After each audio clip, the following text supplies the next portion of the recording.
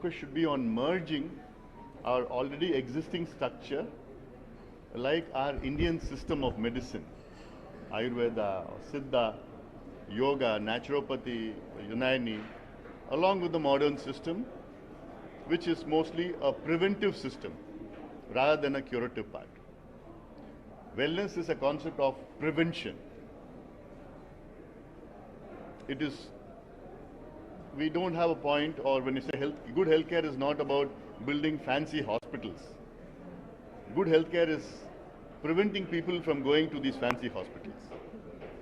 And that is what the system of, the concept of wellness does for us. A preventive concept, and the government should focus more on that. It decreases the financial burden of the government if they focus more on this. Because today's lifestyle diseases like the heart issues, the lung issues, the diabetes, the non-communicable issues, the mental health burden, all these coming.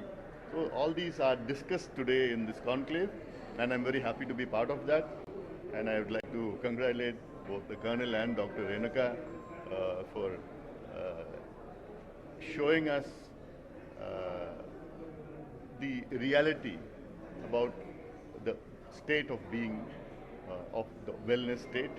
And I think individuals should be having more awareness on this, and the government should be more responsive and invest more on the basic healthcare, which encompasses all of that. G20 target set by the G20 conference are mere fancy. Sir, we still have more than 25 years. Are you not optimistic that India can... See, there have been parameters on environment globally, nationally and locally. When they say locally, the current state government has said that by 2030, Tamil Nadu's energy, 50% of Tamil Nadu's energy will be by renewable. And by 2040, Tamil Nadu will be zero carbon. That is, in 17 years, zero carbon. In 7 years, 50% of Tamil Nadu's energy will be renewable. So that is a stiff target.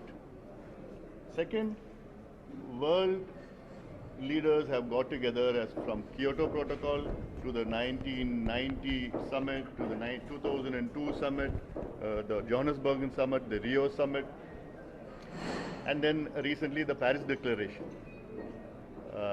where they had the United Nations Framework Convention on Climate Change, UNFCCC, including India. 195 countries have signed, saying that they will reduce fossil fuel by 50% by 2030 and 100% by 2050. The recently held G20 countries, the environment ministers meet, which happened in Chennai, reiterated the same, saying by 2030, 50% reduction, and then 2050 will do away with fossil fuel. And then the COP27, which happened in Scotland recently, and then the COP28, which is going to happen in Dubai in December, that's going to again reiterate. So reiteration doesn't mean that it is putting it into policies.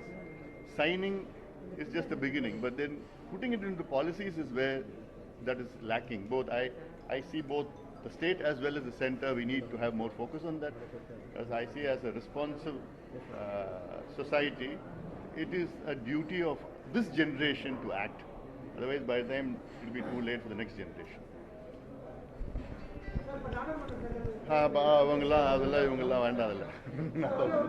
I think this is the others, they are all waiting for the political part of it. So I think you need not be in that part. Thank you. Thank you. Thank you very much. Thank you very much.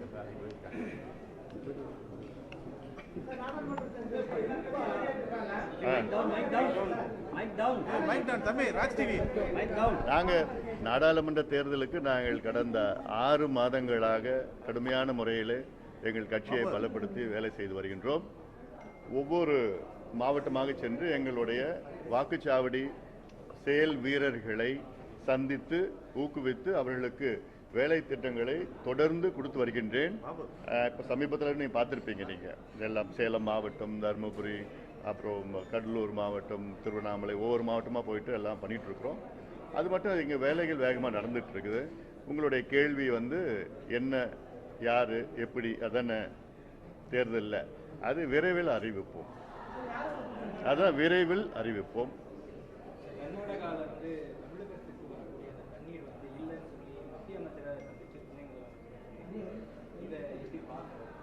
இதை வந்து கடுமையாக நாங்கள் கண்டிக்கின்றோம். காரணம், கர்நாடகா முதலமைச்சர் அவர்களும் துணை முதல்வர் அவர்களும் திட்டவட்டமாக தமிழ்நாட்டுக்கு நாங்கள் காவிரி நீரை கொடுக்க மாட்டோம் என்று திட்டவட்டமாக சொல்லியிருப்பது எல்லாம் இது இந்திய இறையாண்மைக்கு எதிரானது, கூட்டாட்சிக்கு எதிரானது, காவிரி ஒப்பந்தத்திற்கு எதிரானது, உச்சநீதிமன்ற தீர்ப்புக்கு எதிரானது, காவிரி நடுவர் மன்றம் இறுதி தீர்ப்புக்கு எதிரானது. அப்போ கர்நாடகா வந்து வேற நாடு கிடையாது, இந்தியாவில் உள்ள ஒரு மாநிலம். இந்தியாவுடைய அரசியல் சாசன சட்டத்திட்டங்களுக்கு பணிய வேண்டும். ஆனால் இது நாங்கள் செய்ய மாட்டோம், கொடுக்க மாட்டோம், எவ்வளோ தீர்ப்புகள் வந்தும் கொடுக்க மாட்டோம் என்று சொல்வதெல்லாம் ஏற்றுக்கொள்ள முடியாது. காரணம், 1924 சென்னை மாகாணத்திற்கும் மைசூர் ராஜ்யத்திற்கும் போடப்பட்ட ஒப்பந்தத்தில் தண்ணீரை கொடுக்கணும், அங்கே எந்த அணையும் கட்டக்கூடாது, தமிழ்நாடு அனுமதி இல்லாமல் எந்த அணையும் கட்டக்கூடாது, எல்லாம் ஒப்பந்தம் இருக்கிறது. அதன் பிறகு காவிரி நடுவர் மன்றம் இறுதி தீர்ப்பெல்லாம் தெளிவாக சொல்லியிருக்கிறாங்க. இந்த செப்டம்பர் 10க்குள்ள தமிழ்நாட்டுக்கு 60 டிஎம்சி நீரை கொடுத்துருக்கணும் கர்நாடகா. ஆனால் வெறும் 6 டிஎம்சி தான் கொடுத்துருக்காங்க, வெறும் 10 விழுக்காடு நீர் தான் கொடுத்துருக்குறாங்க. கர்நாடகாவில் கிட்டத்தட்ட இன்னைக்கு 65 டிஎம்சி நீர் அவருடைய அணைகள் இருக்கு, காவிரி படுகையில். தமிழ்நாட்டில் இருக்கிற அணை, மேட்டூர் அணையில் வெறும் 15 டிஎம்சி தான் இருக்கு. அதை நம்பி தான் குறுவையில் கிட்டத்தட்ட கூடுதலாக 2 லட்சம் ஏக்கர் இன்னைக்கு கருகிட்டு இருக்கு. 5 லட்சம் ஏக்கர் பயிரிட்டாங்க, அதில் 2-3 லட்சம் அறுவடை பண்ணிட்டாங்க, இன்னும் 2 லட்சம் ஏக்கர் கருகிட்டு இருக்கு, தண்ணி கிடையாது. இதில் நாங்கள் கொடுக்க மாட்டோம், செய்ய மாட்டோம். நீங்கள் உச்சநீதிமன்றம் போயிருக்கோம், உச்சநீதிமன்றத்தில் 21ஆம் தேதி தான் நாங்கள் வந்து அதுக்கு வழக்கு எடுத்துக்கிறோம்னு சொல்கிறாங்க. அதை விரைவுபடுத்தணும். ஒன்று.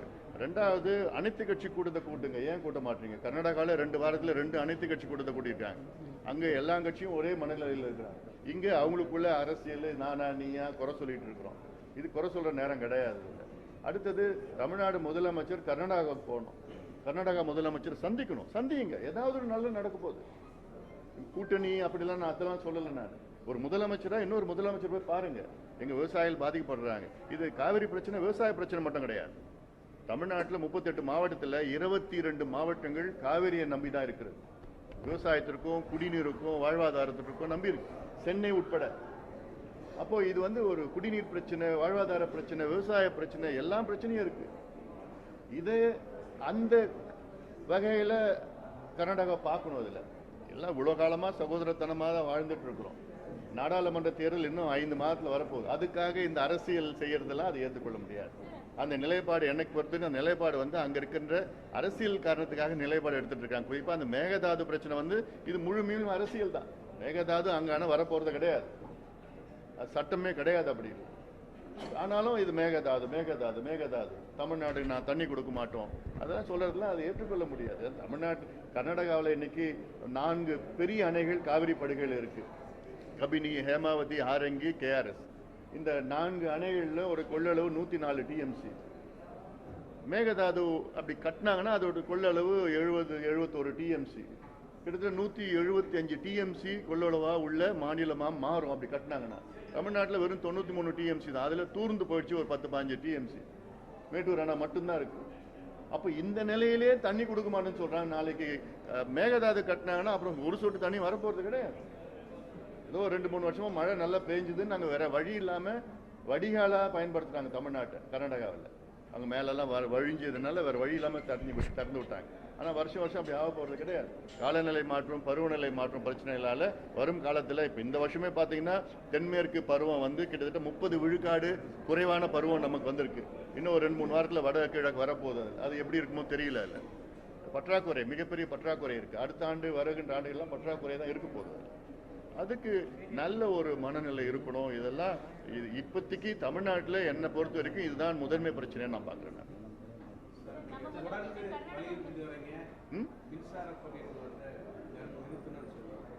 எதுங்க?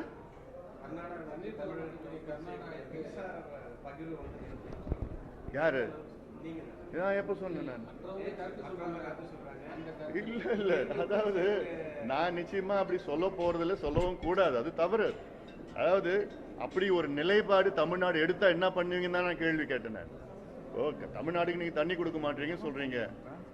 அதே மாதிரி தமிழ்நாடு நிலைப்பாடு கூடன்குளம் மின்சாரம், என்எல்சி மின்சாரம், கல்பாக்கத்தில் தயாரிக்கின்ற மின்சாரம் நாங்கள் வந்து மற்ற மாநிலங்களுக்கு எது கொடுக்க மாட்டோம் நிலைப்பாடு எடுத்தா என்ன ஆகும்?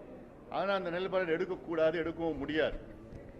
ஏன்னா நம்ம இந்தியான்னு ஒரு நாட்டில் இருக்கிறோம், நம்ம நாட்டுக்குள்ள எல்லா மாநிலங்கள் நம்ம நல்ல சகோதரத்தனமாக இருக்கிறோம். நம்ம அப்போ தமிழ்நாட்டிலேருந்து கேரளாவுக்கு தண்ணி அவங்க தண்ணி கொடுக்குறாங்க, நமக்கு நம்ம பால் கொடுக்குறோம், கோழி, இதெல்லாம் இருக்குது, நிறைய மாற்றங்கள் கொடுத்துட்டு வரோம். அதெல்லாம் இது வந்து ஏதோ ஒரு எல்லையை வச்சுக்கிட்டுலாம் நம்ம முடிவு பண்ணக்கூடாது.